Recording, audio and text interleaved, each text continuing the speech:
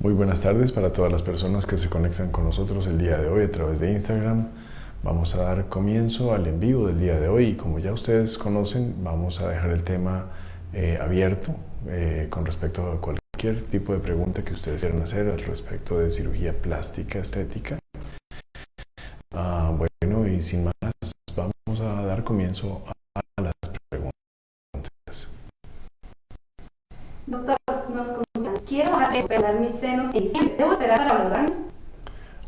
Bueno, realmente no. O sea, a menos de que tengamos una situación en la cual la paciente va a reducir peso de una manera quizás abrumadora, pues no deberíamos preocuparnos por ese tipo de cosas. Y digamos, estamos a 10 meses aproximadamente de diciembre, 9, 10 meses, de manera que sería factible revisar a la paciente. De todas formas, aún en un caso de una pérdida de peso importante, pues bueno, es importante para la paciente también que podamos valorarla para darle algún consejo al respecto, también ver si las expectativas de la paciente son adecuadas con respecto al tipo de cirugía que se quiere realizar, en este caso un aumento de senos, pues para que ella se pueda, digamos, preparar con el debido tiempo. De manera que creo que siempre todas estas cirugías es importante que las comencemos a planear con bastante tiempo, de manera que ¿no? podría perfectamente asistir a una cita de valoración y creo que sería muy importante. Doctor, nos consultan. ¿Puedo hacerme 2 cirugías al mismo tiempo? Bueno, depende en realidad. No es común que yo realice 2 cirugías estéticas en el mismo tiempo quirúrgico, porque la mayoría de las veces el tiempo quirúrgico se hace muy prolongado y especialmente cuando las cirugías son realizadas de forma adecuada. ¿A qué me refiero con eso? Por ejemplo, si tenemos 2 cirugías en diferentes partes del cuerpo, alguna en el rostro y otra en el tórax o en el abdomen, debemos primero hacer una de las cirugías y al terminar esa cirugía quitar todos los campos quirúrgicos, hacer la desinfección del campo operatorio donde vamos a hacer los campos quirúrgicos y posteriormente con cirugía. Ese tipo de transición de un campo quirúrgico al otro usualmente le agrega a la cirugía 1 hora más o menos.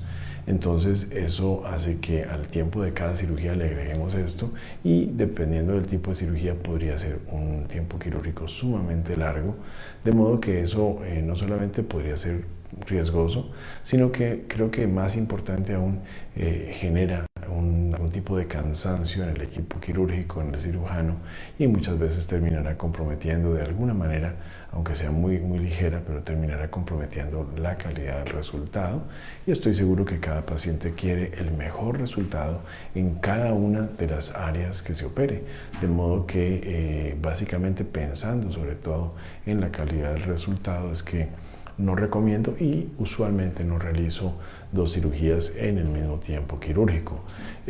Caso diferente, por ejemplo, algunas veces hacemos, por ejemplo, una rinoplastía y hacemos una cirugía, por ejemplo, de implante de mentón.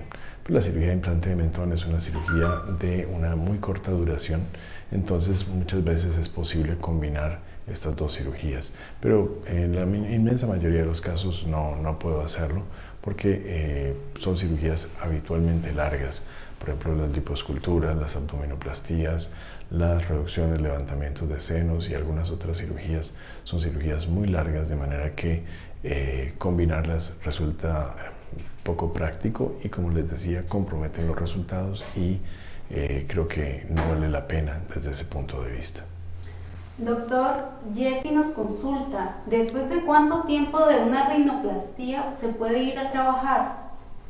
En términos generales, en mis pacientes considero que es posible ir a trabajar alrededor de 10 días después de la cirugía. Usualmente suelo mantener la férula, el vendaje que ponemos en esta zona, entre 7 y 10 días, luego de lo cual retiramos el vendaje, retiramos los hilos de sutura que pongo en la parte anterior y habitualmente 1 día o 2 días después de eso perfectamente nuestros pacientes pueden ir al trabajo, de manera que sería la recomendación. Obviamente pueden haber algunas variantes, algunas cosas que sean un poquito diferentes, especialmente si tuviéramos algún paciente que hace una cantidad importante de morets en esta zona, lo cual mis pacientes es muy poco común, pero pues, podría ser que dependiendo del tipo de trabajo o dependiendo de algunas características de personalidad del paciente, podría no permitir el regreso al trabajo en ese momento. No,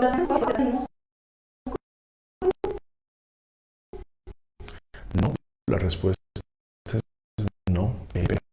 Hay indicaciones por el músculo. En términos generales, cada una de estas ubicaciones tiene sus ventajas, cada una tiene desventajas. Ha sido tradicional que los cirujanos recomienden la ubicación detrás del músculo, pero creo que es más porque probablemente muchos cirujanos solamente aprendieron a poner implantes detrás del músculo y entonces únicamente recomiendan lo que aprendieron. Difícilmente van a recomendar lo que no saben hacer. Entonces, cuando uno pone implantes delante o detrás, sabe que cada una de estas cosas tiene ventajas, tiene desventajas, tiene riesgos, y en términos generales es algo que no vamos digamos, no podemos decir que sea igual con una cosa con la otra. Por ejemplo, cuando tenemos pacientes que tienen muy separado el espacio en medio de los dos senos, la distancia entre los dos senos, cuando ponemos el implante detrás del músculo, usualmente va a quedar más separado. Cuando ponemos el implante delante del músculo, vamos a poder unir más esa distancia, vamos a tener probablemente más simetría, de manera que es una ubicación que desde el punto de vista estético, la ubicación delante del músculo, podría ser más satisfactoria. Es mentira que la ubicación delante del músculo comprometa la capacidad de lactancia o comprometa más la sensibilidad de los pezones, o incluso si vamos realmente a buscar en los artículos que se han publicado acerca de la incidencia de contractura capsular, que en algún momento se ha querido decir que los implantes colocados delante del músculo se asocian con una mayor incidencia de contractura capsular. Eso no es realmente cierto, sino ve con rigurosidad los estudios y ve las fallas que tienen esos estudios, de manera que probablemente la mejor manera de saber si una de estas ubicaciones se pudiera asociar con un mayor o menor riesgo de contractura capsular sería que los pacientes de un mismo cirujano que realice la colocación de implantes delante, detrás, con la misma serie de cuidados antes, durante y después de la cirugía, digamos, podamos evaluar los pacientes de ese cirujano y no, como ocurre en la mayoría de estudios, que simplemente se reúnen datos de pacientes que son operadas por una gran cantidad de cirujanos, donde cada uno maneja diferentemente el periodo previo a la cirugía, el postoperatorio, y entonces hay un sinnúmero, hay decenas o centenas de variables allí en juego, pero al final solamente se toma en cuenta si se puso delante o detrás, por una parte, y por otro lado voy a decir algo que puede ser un poco crudo, pero en el fondo creo que todas las personas que lo escuchen estarán de acuerdo, especialmente si son médicos. Muchas veces la mayoría de los estudios científicos finalmente terminan demostrando lo que al principio del estudio el investigador quería decir desde un comienzo, de manera que muchas veces hay un sesgo desde el comienzo. De modo que, como les digo, es mejor que pudiéramos tener esa posibilidad de un paciente de un mismo cirujano delante, detrás, y poder comparar. En ese sentido, yo les puedo contar mi experiencia personal a lo largo de 24 años y les puedo asegurar que hemos puesto la mayoría de nuestros implantes en la ubicación detrás del músculo, pero ponemos una cantidad significativa de implantes delante del músculo y puedo asegurar que no hay una diferencia que sea significativa de contractura capsular delante del músculo o probablemente detrás del músculo. Sin embargo, claro, al revisar mis propios pacientes, como la inmensa mayoría de los casos que hemos operado en estos 24 años, los he puesto detrás del músculo en lo que se llama una ubicación en doble plano. Definitivamente pues he tenido más casos de contractura capsular en esa ubicación, sencillamente porque tengo más pacientes que históricamente he puesto el implante detrás del músculo. Doctor, Liz Monge nos consulta, ¿cuánto tiempo después de la cirugía de implantes de senos puedo retomar mi vida cotidiana? En la forma en que hacemos la cirugía, que yo hago la cirugía, pues estoy seguro que la inmensa mayoría de mis pacientes pueden hacer una vida casi normal, probablemente unos 4 o 5 días después de su cirugía, pudiendo levantar sus brazos desde el día en que se hace la cirugía, pudiendo bañarse ese mismo día, de modo que pueden hacer la mayoría de actividades, pero deben evitar algunas cosas. Por ejemplo, levantar objetos pesados, hacer ejercicio diferente a tan solo caminar y evitar también la actividad sexual. Ese tipo de cosas recomiendo que la eviten las pacientes idealmente por un mes. Después de ese momento pueden reincorporar actividades un poco más fuertes, podrían también reiniciar la actividad sexual, pero obviamente con alguna limitación, y después del mes y 15 días probablemente, si la evolución ha sido totalmente dentro de lo normal, podrán tener una actividad física total y completamente normal. Doctor, Mili Brenes consulta aproximadamente el costo de la cirugía de aumento de senos. El aumento de senos va a tener un costo que puede variar dependiendo del tipo de implante que la paciente prefiera o el que yo recomiende. El implante redondo, la cirugía con implantes redondos en este momento tiene un costo de $3.500. Esto debemos agregar el impuesto del IVA, que es del 4%, y el implante de senos anatómico, la cirugía con implante de senos anatómico tiene un costo de $4.300, básicamente porque este implante es más costoso el par de implantes. La única diferencia real es la diferencia en el costo del material, pero la cirugía es exactamente igual, y de hecho la inmensa mayoría de las pacientes que opero tienen implantes anatómicos, de manera que para mí es igual un tipo de implante o el otro desde el punto de vista del tiempo quirúrgico, del trabajo que hacemos en la sala de operaciones, pero sí, evidentemente hay una diferencia en el costo del par de implantes, que los implantes anatómicos son $800 más costosos que los implantes redondos. Doctor, Anet Mena nos pregunta, tengo como 10 kilos de sobrepeso, ¿debo bajar de peso para un buen resultado de aumento de senos? En términos generales, es conveniente que las pacientes que se van a someter a cualquier tipo de cirugía estética estén en un peso apropiado. Para eso tenemos que tener unas mediciones de peso y estatura que sean precisas. Y pues sí, eso evidentemente va a permitir que el resultado sea el más satisfactorio. Pero en términos generales también hemos visto que aún cirugías que tienen una incidencia de complicaciones no tan altas como los implantes de senos, en pacientes en sobrepeso pueden tener una incidencia de complicaciones más alta o más altas que en pacientes con peso adecuado. Ahora, para otras cirugías tipo abdominoplastía, reconstrucción mamaria, reducciones mamarias, levantamientos de senos, el sobrepeso y la obesidad definitivamente afectan el proceso de recuperación, afectan la cicatrización y afectan la incidencia de complicaciones, por lo que en términos generales yo no suelo recomendar que las pacientes estén en sobrepeso antes de sus cirugías, porque vamos a comprometer los resultados y, por ejemplo, en un caso de un implante de senos, comprometer el resultado puede significar que una herida se abre, que una herida se contamina, se infecta y entonces la paciente terminará sin implantes, de modo que no es algo que vale la pena hacer antes, digamos, no es algo que vale la pena hacer y por tanto es mejor bajar de peso antes de hacer la cirugía. Doctor, nos consultan, para una mastopexia con reducción, ¿usan grapas para las heridas? ¿Y cuánto tiempo dura la recuperación? Cuando hacemos una reducción y levantamiento mamarios, suelo emplear varias cosas. Empleo suturas, que son, algunas de ellas son absorbibles, otras suturas son de un carácter permanente, por lo cual hay que retirarlas. Hay otras suturas que empleo que son permanentes y quedan, digamos, muy por debajo de la piel del paciente, de la paciente, por lo que no hay que retirarlas. Y en algunas partes podría utilizar grapas.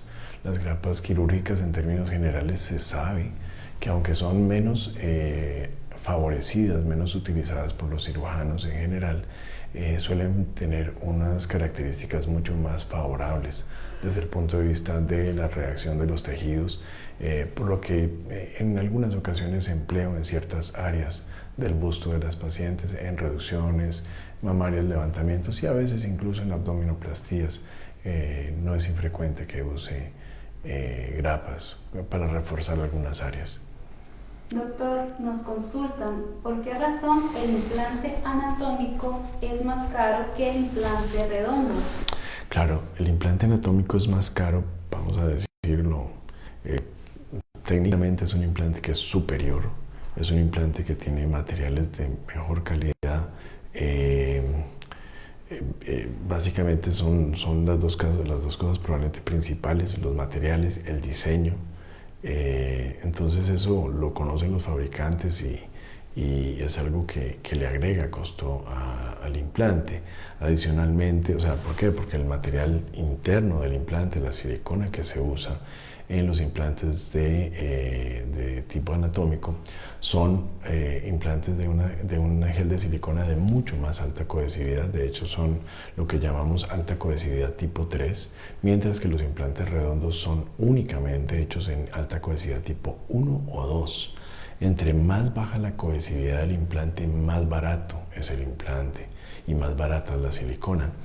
La envoltura del implante anatómico también es más gruesa que la envoltura del implante redondo y eso hace que esa envoltura, pues por supuesto, sea más resistente a la degradación, al deterioro y por tanto a la ruptura. ¿Por qué un implante anatómico puede tener una envoltura más gruesa? Sería una pregunta interesante. Uno dice, bueno, pero si es la misma fábrica, ¿por qué al implante redondo le ponen una envoltura más delgada y al implante redondo más gruesa, si saben que la envoltura más gruesa será de superior calidad? La razón es muy sencilla. Los implantes redondos, desde que se comenzaron a fabricar prácticamente, porque al principio hubo unos pocos prototipos, esos prototipos eran totalmente llenos. Me recuerdan mucho a una marca de implantes que se usa actualmente, que los hace más llenos que las otras compañías, buscando parecer que el implante sea más atractivo en la consulta.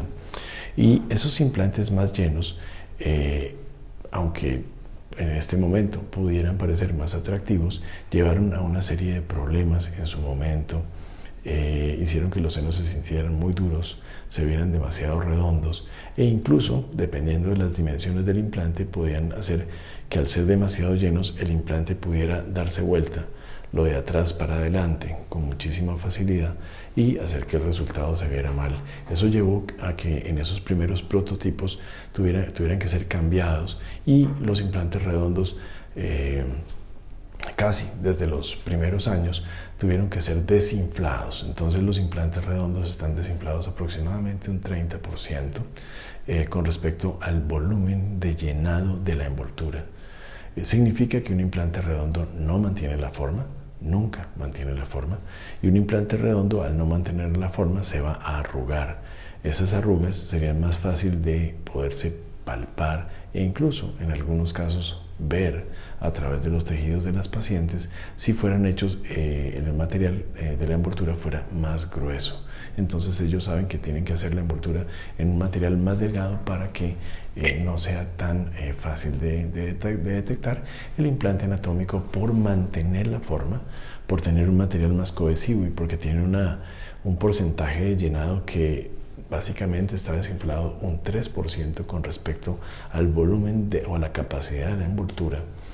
Hace que el implante no se arrugue, y eso también hace que el implante, al no arrugarse, pueda tener una envoltura más gruesa que no va a ser detectada a través de los tejidos. También probablemente tiene que haber algunos asuntitos ahí de mercadeo o de mercado más bien, porque todo objeto que tiene menos salida en el comercio, usualmente los fabricantes lo cobran más caro.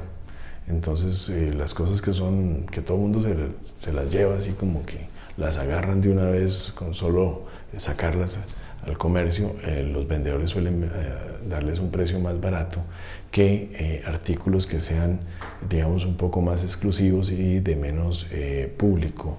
Entonces eso seguramente, me imagino, que le incrementará algún asuntito al costo del implante. Doctor, nos consultan, en casi todas las operaciones recomiendan el uso de brasier postoperatorio. Bueno, sí, cuando hacemos una cirugía en el busto, vamos a recomendar el uso de un brasier postoperatorio. Pero básicamente, ¿por qué? Porque vamos a tener los senos de las pacientes inflamados. Y obviamente cuando una zona de nuestro cuerpo está inflamada, el peso del tejido inflamado puede doler, y evidentemente pues en los senos sería muy fácil de que doliera un poco más o se maltratara un poco más el busto de la paciente cuando camina, cuando baja escaleras, cuando salta, quizás cuando va en el vehículo y el vehículo se sacude por algún asunto en la carretera. Entonces todo esto es algo que se va a reducir, ese maltrato, al tener un brasier que sostenga bien el busto de la paciente. Es la única razón por la cual yo uso o recomiendo un brasier postoperatorio. Los brasieres postoperatorios no deberían poner los implantes donde el cirujano no los puso. Yo sé que en muchos lugares esa es la razón para usar el brasier. Le dicen a la paciente que el brasier va a poner los implantes donde debe ser, cosa que a mí me parece que debería haber sido el trabajo del cirujano, pero pues, le dicen eso a las pacientes por si acaso pasa cualquier cosa. La culpa no es del cirujano sino del brasier, o de que la paciente no usó el brasier, o de que la paciente se bañaba sin brasier, o de que la paciente se bañaba por ratos prolongados, y entonces pues obviamente eso fue lo que llevó a que el resultado no fuera satisfactorio. Doctor, ¿cuál es la diferencia entre anestesia local y anestesia general? Ok, bueno, son dos cosas que se usan o se deberían usar para cosas muy diferentes. La anestesia local se puede usar como, por ejemplo, algunas de las personas o en algunas otras partes. Eso es algo que se puede manejar perfectamente con anestesia local. La mayoría de los anestésicos locales y los más utilizados usualmente tienen una duración entre 1 y 2 horas, aunque usualmente vamos a subrayar 1 hora. Entonces están diseñados para ser utilizados sin llegar a niveles tóxicos en cirugías pequeñas. La anestesia general se utiliza para otra serie de cirugías, pero en el caso de la cirugía estética, mi recomendación en la inmensa mayoría de los casos es utilizar anestesia general, porque al no colocar anestésico local directamente en la zona y habiendo, digamos, desarrollado técnicas quirúrgicas que nos permiten hacer las cirugías total y completamente sin sangrado, sin tener que poner sustancias dentro de la zona operatoria para reducir el sangrado, voy a reducir la distorsión que podríamos causar a la hora que inyectamos el anestésico local. El anestésico local, cuando lo inyectamos en una zona, va a generar distorsión. ¿Por qué? Porque infla la zona, pero además porque a veces cuando uno está inyectando las zonas, aunque lo hagamos con mucho cuidado, podríamos punzar accidentalmente algún vaso sanguíneo. Eso genera un hematoma, lo cual hace que la zona se infle o se hinche un poco más, y en ese momento vamos a perder muchas de las cosas, las características deseables con respecto a precisión o simetría o cosas de ese estilo. Entonces, por esa razón yo prefiero hacer la gran mayoría de mis cirugías con anestesia general para efectos de tener resultados muchísimo más precisos. Las dos pueden ser seguras, las dos pueden ser peligrosas. Una anestesia local probablemente tiene muy pocas probabilidades de ser utilizada en áreas relativamente grandes sin llegar con facilidad a niveles tóxicos, y la toxicidad por anestésicos locales es bastante difícil de manejar en términos generales, mientras que la anestesia general, que usualmente las personas pues le tienen un poquito más de miedo, si se hacen los debidos exámenes previos, y no es simplemente un hemograma para tratar de hacer la menor cantidad de exámenes previos a la cirugía, porque quizás el cirujano teme que si hace muchos exámenes antes de la cirugía, algo sale alterado y no se va a poder hacer la cirugía, sino que debemos realmente hacer una gran cantidad de exámenes previos para asegurar que la condición de nuestra paciente o nuestro paciente es apropiada, que pudiéramos hacer la cirugía con toda la tranquilidad del mundo, que nos podemos demorar el tiempo que tengamos que demorar en la cirugía con tal de obtener el mejor resultado posible, aún haciéndolo bajo anestesia general. Una anestesia general, para la inmensa mayoría de las cirugías que realizamos, podría ser mucho más segura porque nos permite tener mucho más control, no solamente de la zona operada, sino que también nos permite tener más control de las vías respiratorias del paciente.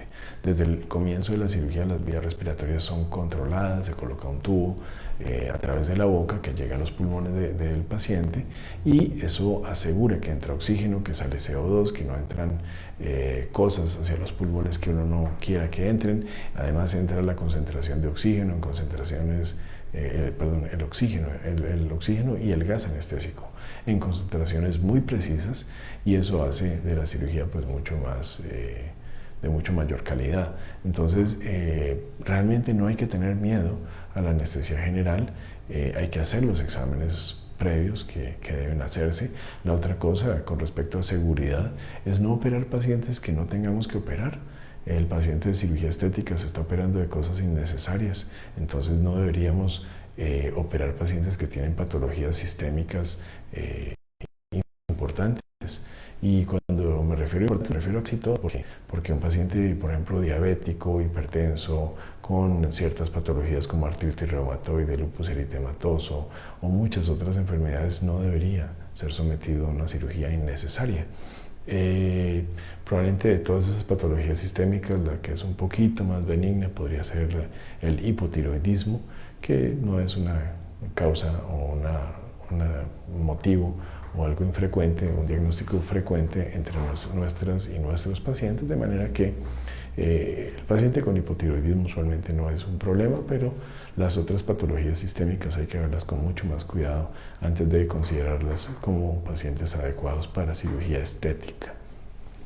Doctor, nos consultan a qué edad se recomienda hacer una abdominoplastia. En realidad no hay una edad que yo pueda decir a partir de tal edad. En realidad tiene que ver más con las características de cada paciente. Hay pacientes que por embarazos, por pérdidas de peso, podrían requerir cirugías a una muy temprana edad. Cuando digo muy temprana, pues probablemente estoy hablando de todas formas de ya tener al menos la mayoría de edad, o quizás un poco más, tener más de 20 años probablemente.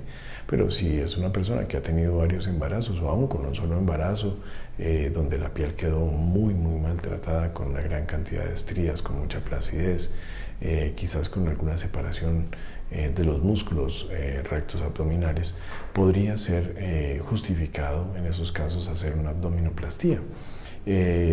Por el contrario, tenemos a veces pacientes que pueden estar en sus 40 o 50, que siempre han sido delgadas, que han hecho ejercicio y podrían ser pacientes que no son candidatas a una abdominoplastía, sino que por el contrario, por tener unas características muy favorables en su pared abdominal, podrían ser candidatas a una lipoescultura, aún o con el antecedente de haber tenido embarazos, etc.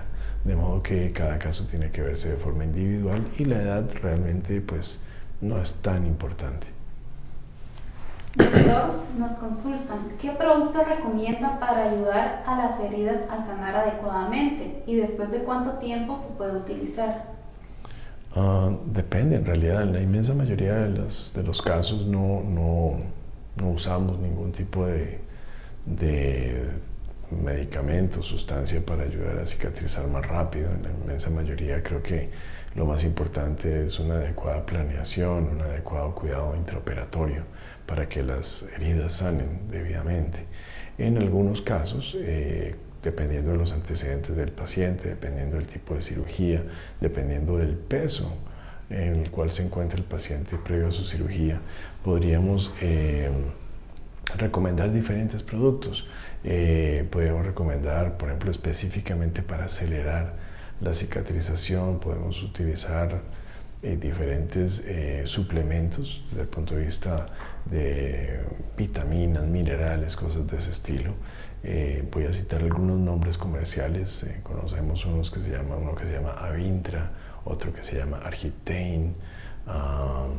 Para aplicación local en las heridas se puede usar el Neobol en spray también. Algunas veces se requieren otro tipo de productos, otro tipo de medicamentos que van digamos, a modular la respuesta inflamatoria. Uno de ellos es el Singular o Montelukast. Depende, la vitamina C en cantidades, digamos, en una dosis relativamente alta diariamente en las primeras semanas después de una cirugía podrían ayudar. De manera que hay un sinnúmero de cosas, pero en forma, no las prescribo en forma general, solamente las prescribo si veo que hay razón para utilizarlas, porque creo que la inmensa mayoría de mis pacientes van a sanar muy bien con una alimentación adecuada y siempre y cuando les operemos en peso apropiado. Doctor, nos consultan. En la lipoescultura de la zona subaxilar, ¿usted utiliza anestesia general y cuál sería un costo aproximado? Ok, en términos generales, a lo largo de 20 y tantos años de ejercicio profesional, hemos hecho la mayoría de las lipoesculturas con anestesia local y una sedación con medicamentos tanto intravenosos como por vía oral. Y usualmente es suficiente. Sin embargo, la zona subaxilar es usualmente una zona que responde, al menos en mi impresión, en mi criterio, muy pobremente a la lipoescultura. Por lo que no es una zona que con mucha frecuencia hoy en día yo realice cirugía en esa zona. Realmente creo que el porcentaje de mejoría en esa zona no es tan significativo. La mayoría de las veces el problema en esa zona tiene que ver más con flacidez de la piel que con alguna otra cosa, de manera que es una zona que igual me gusta ver con mucho cuidado antes de decidir que vamos a aceptarla para hacer la cirugía. Doctor, ¿en cuáles cirugías recomienda el drenaje linfático? Drenaje linfático recomiendo prácticamente como única opción en los casos de lipoescultura. No recomiendo en forma habitual drenaje linfático en cirugías como abdominoplastía, reducciones, levantamientos de senos, rinoplastías o alguna otra. Realmente no he visto, por lo menos en mi experiencia con pacientes nuestras, no he visto que francamente se vea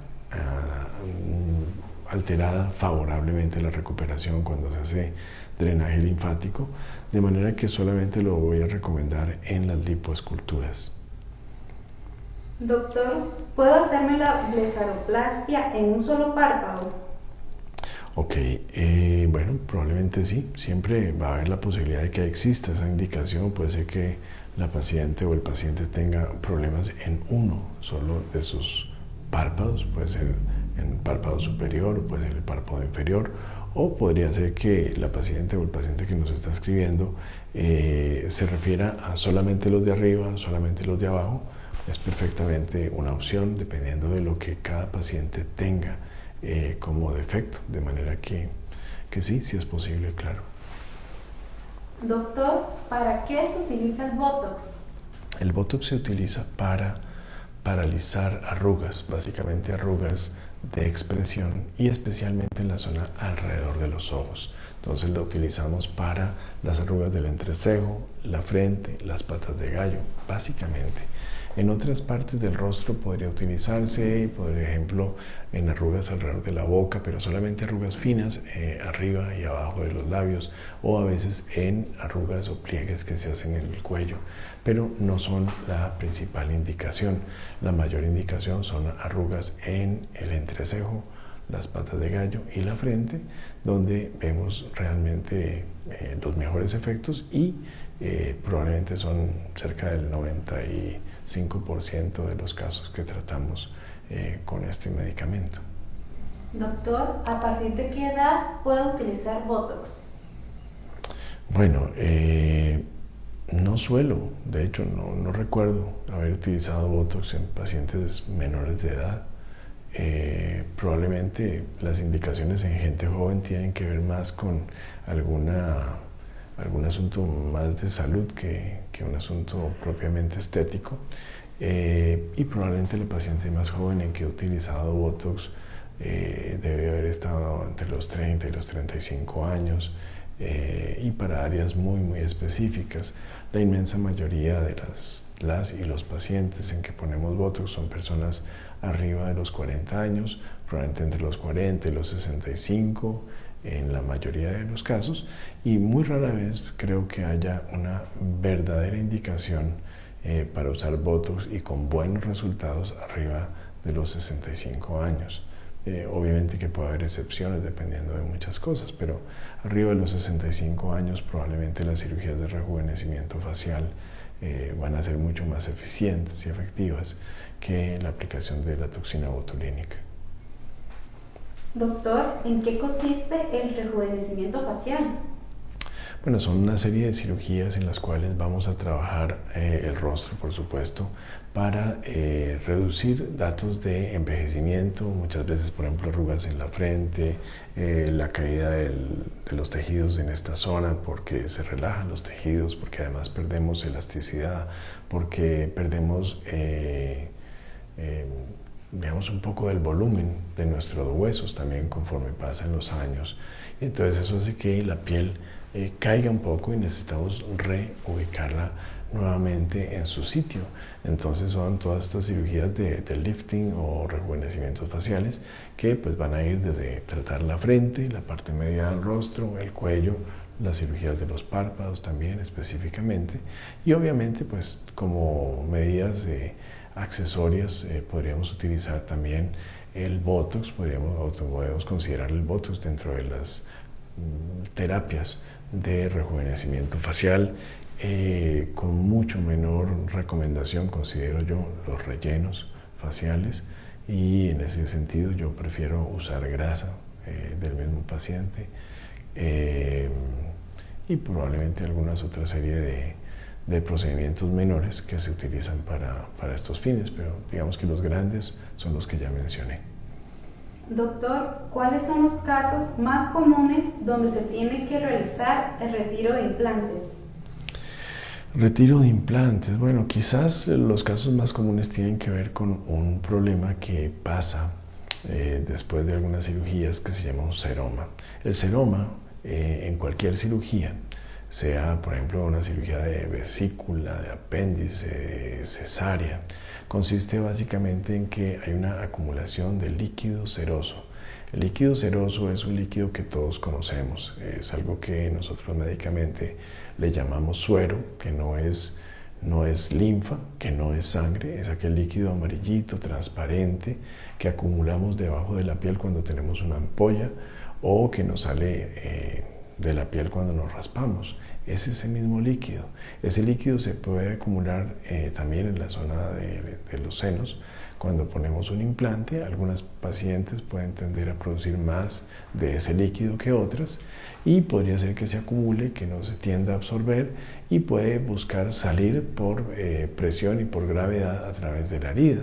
Y por supuesto entonces puede abrir la herida, puede llevar a que se contamine el implante de alguna manera y eso podría llevar a que tengamos que retirar los implantes. Es quizás la causa más común de retiro de implantes que hemos visto a lo largo de nuestro ejercicio profesional.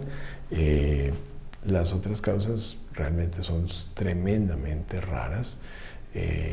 Infecciones, bueno, que yo haya visto en pacientes mías, creo que una. Es la única vez que hemos tenido que retirar implantes por una infección.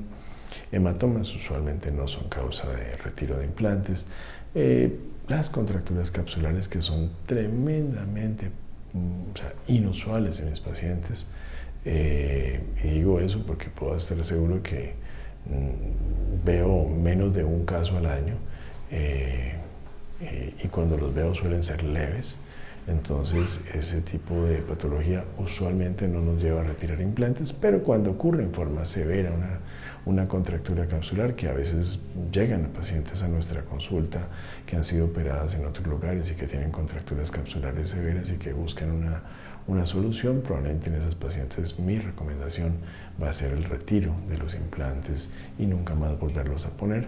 Creo que con eso se evitan un montón de daños a su cuerpo, evitan cirugías innecesarias, cirugías adicionales, daños adicionales a su cuerpo y probablemente cosas lamentables para el resto de la vida. Doctor, nos consultan, si me puse implantes redondos la primera vez que me operé, ¿puedo cambiarlos por implantes anatómicos después? Ok, bueno, voy a contestar la pregunta quizás de una manera un poco odiosa.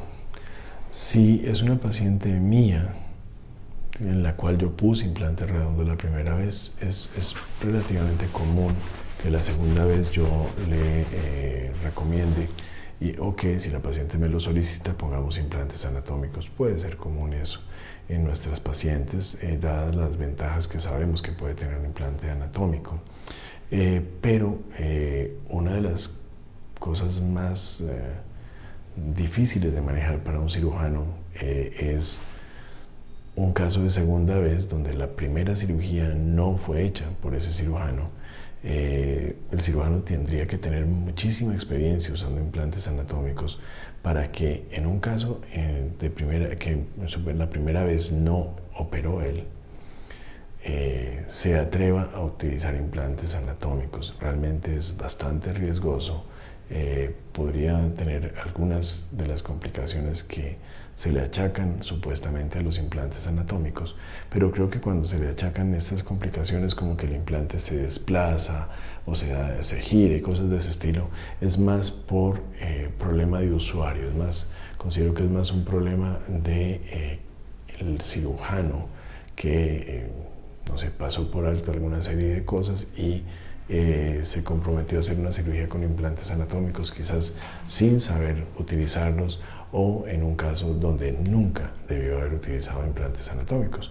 De manera que en un caso apropiado, probablemente es lo que yo hoy en día recomendaría a muchos de mis pacientes, pero para eso y para yo tener un poco más de control de lo que estamos haciendo, pues sí, sería en alguna paciente que yo operé previamente implantes redondos donde yo conozco lo que se hizo, conozco cómo lo hice y entonces me puedo sentir con la tranquilidad de poder ofrecerle a esa paciente un implante anatómico para su segunda cirugía. De resto creo que es meterse en problemas la mayoría de las veces. Doctor, ¿se puede hacer lipoescultura de la parte interna de los muslos? Ok. Tal vez, sí, o sea, quería agregar un poquito a lo que estábamos diciendo anteriormente y luego voy con esta pregunta. Me refería a que si la paciente ya la operé yo en la primera instancia y tenía implantes redondos, resulta bastante común que usemos un implante anatómico. Sin embargo, si la paciente está contenta con su resultado de implantes redondos, yo probablemente voy a ser el primero en decirle a la paciente que se quede con sus implantes redondos. O sea, no es que se quede, sino que simplemente hacemos el cambio de implantes y le ponemos implantes redondos a esa paciente. Nada más agrego el detalle importante de que un cirujano que sabe poner implantes redondos, perdón, que sabe poner implantes anatómicos, por supuesto que sabe poner implantes redondos, que son más sencillos de utilizar. No ocurre al contrario. Entonces, digamos que si nuestra paciente tenía implantes redondos y quiere seguir usando implantes redondos, por supuesto que vamos a respetar eso. Si el resultado que la paciente obtuvo con sus implantes redondos, o si el resultado fue muy bonito, o aún se mantiene muy bonito después del tiempo, probablemente yo voy a recomendar mantener esos implantes redondos. Pero si yo veo que el resultado francamente lo podemos mejorar, o que debe mejorarse, seguramente voy a recomendar implantes anatómicos para la segunda cirugía. Y para contestar la otra pregunta, por supuesto que se puede hacer liposcultura en la parte interna de los muslos. Es una zona particularmente exigente en cuanto a liposcultura porque no permite que en esta zona tengamos mucha flacidez en la piel. Cuando hay mucha flacidez en esa zona, hacer una liposcultura podría comprometer los resultados, llevar a muchas irregularidades y a resultados que no se van a ver bonitos. Y es una zona que usualmente quedará expuesta cuando, digamos, en el público femenino que atendemos, cuando las pacientes se ponen un traje de baño, esa zona siempre va a estar expuesta, de manera que causará un problema, una irregularidad o algo que no se ve bien en la zona interna de los muslos puede ser mucho más acomplejante que una zona gordita en esa parte, o sea, que tengamos un depósito de grasa en esa zona, que son relativamente comunes, que sí, yo sé que a muchas pacientes no les agradan, pero cuando vemos algo que no nos agrada, pero que es natural, usualmente será menos problemático que cuando vemos algo que no nos agrada, pero que fue causado quirúrgicamente. Entonces, sí se hace, pero hay que verlo con muchísimo cuidado y hay que hacerlo con muchísimo cuidado también porque la cantidad de grasa que uno puede remover en la zona interna de los muslos sin causar problema usualmente es bastante limitada. Doctor, para ir finalizando, ¿debo usar faja después de una liposcultura? Sí, siempre recomendamos el uso de una faja postoperatoria después de las liposculturas. ¿Por qué? Porque va a ayudar a sostener los tejidos que están inflamados, porque ayuda probablemente a desinflamar un poco también, generando un efecto de presión y movilización de líquidos hacia el torrente linfático y hacia el torrente circulatorio, de manera que es prudente utilizar faja en el postoperatorio de las liposculturas. Recuerdo solamente una vez en donde una paciente tuvo una reacción alérgica bastante fuerte a seguramente algunos de los materiales de la faja que utilizábamos en ese momento, y entonces a esa paciente le tuvimos que recomendar no utilizar faja. Sin embargo, como caso o como dato curioso, tuvo un resultado muy bueno, aunque sí tardó más tiempo en desinflamar y en obtener ese resultado definitivo. Doctor, nos consultan dónde estamos ubicados y a qué número nos pueden contactar. Ok, estamos ubicados en Sabana Sur, San José, por supuesto, San José, Costa Rica, Sabana Sur, de la Torre Universal, 200 metros al sur, 200 metros al oeste de la Torre Universal, 200 metros sur, 200 metros oeste. Nos pueden contactar a los números de teléfono 2296-6644, 2296-6644, 2291-6655, o al correo electrónico cirugíaplástica@gabrielperalta@gmail.com, cirugíaplástica@gabrielperalta@gmail.com. Igualmente estaremos dejando los datos de contacto abajo para que ustedes puedan hacer las preguntas que deseen o agendar sus citas de valoración. Doctor, tenemos una última pregunta por acá. Nos consultan, ¿por cuánto tiempo se recomienda utilizar la faja después de la lipo? En una lipoescultura, mi recomendación, porque digo mi recomendación porque cada cirujano podría, de acuerdo con su experiencia o sus criterios, recomendar algo diferente. Pero yo usualmente recomiendo la faja en el posoperatorio durante el primer mes y medio después de la cirugía.